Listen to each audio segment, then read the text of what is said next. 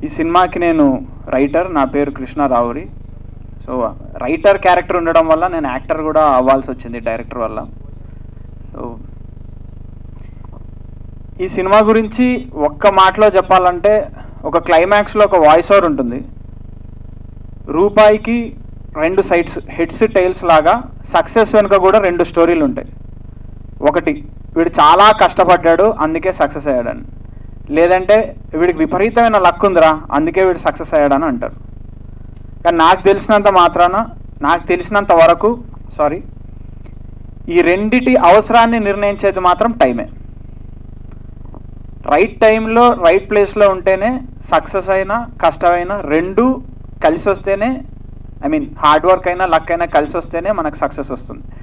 So right టైంలో right ప్లేస్లో చాలాసార్లు ఉండడం వల్ల ఇక్కడ ఉన్నాం, రాంగ్ టైంలో రాంగ్ ప్లేస్లో చాలాసార్లు ఉండడం వల్లనే ఇక్కడ ఉన్నామని మేము అనుకుంటున్నాము. సో ఇక్కడ నుంచి ముందుకు కూడా ఇట్స్ ద సేమ్ థింగ్, అన్నీ కలిసి వస్తేనే సక్సెస్. కానీ మన ప్రయత్నం మనం వదలకూడదు, మన కష్టం మనం పడాలనే ఒక మైండ్ సెట్తోనే మేము ముందుకెళ్తున్నాం. అదేవిధంగా ఏప్రిల్ 26న 26న థియేటర్స్లో రిలీజ్ చేస్తున్నాం.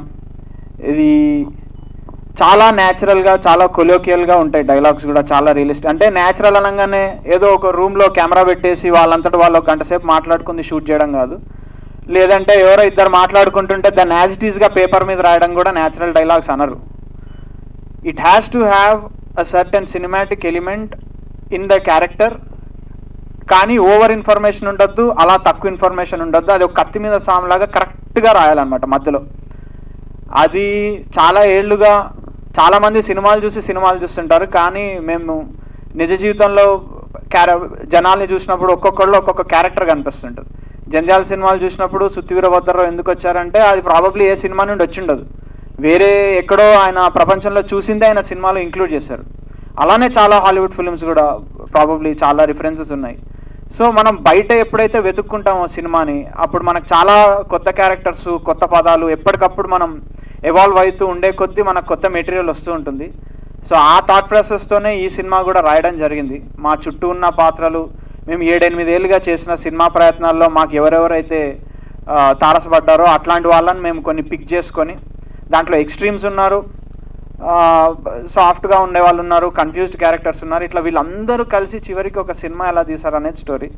సో వాళ్ళది కూడా ఒక డెస్టినీ ఫ్లోలానే ఉంటుంది. ఏదో ఇందాక చెప్పినట్టు రైట్ టైంలో రైట్ ప్లేస్లో ఉండడం వల్లే ఈ సినిమా జరిగింది, రైట్ టైంలో రైట్ ప్లేస్లో ఉండడం వల్లే ఈ సినిమాలోని క్యారెక్టర్స్ కూడా సినిమా చేశారు.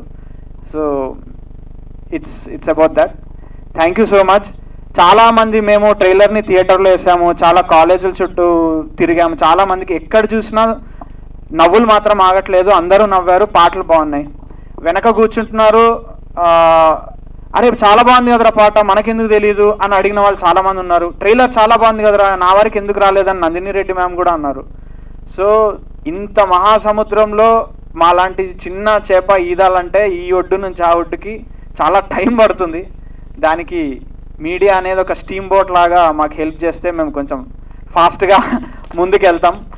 Lot of money is there, lot of manipulation is there. As a small budding honest filmmakers అంత మ్యాచ్ చేయలేకపోవచ్చు మేము, కానీ ఖచ్చితంగా ఇగ్నోర్ చేయబడే చిత్రం కాదు. ఖచ్చితంగా ఒక్కసారి థియేటర్లోకి వచ్చిందంటే ఒకరి నుంచి చాలా కంటేజియస్గా స్ప్రెడ్ అయ్యే సినిమా ఇది. కానీ అప్పటి వరకు మీడియా మిత్రులుగా మీరు ఆ సినిమాని కాస్త ముందుకు తీసుకెళ్తారని, దీంట్లో ఉన్న ఇంట్రెస్టింగ్ పాయింట్సే రాయండి, దీంట్లో బోర్ కొట్టినే అవసరం లేదు, దీంట్లో ఉన్న ఇంట్రెస్టింగ్ పాయింట్సే రాయండి, ఈ పాటలు నచ్చితే రాయండి, నచ్చిందే రాయండి అంతే. సో నచ్చింది రాస్తే చాలు, మేము ఇక్కడ నుంచి అక్కడికి వెళ్ళిపోతాం. సో అందుకోసం మీ సపోర్ట్ కావాలి. థ్యాంక్ యూ సో మచ్ ఇక్కడికి వచ్చినందుకు, కవర్ చేసినందుకు మమ్మల్ని. Thank you so much.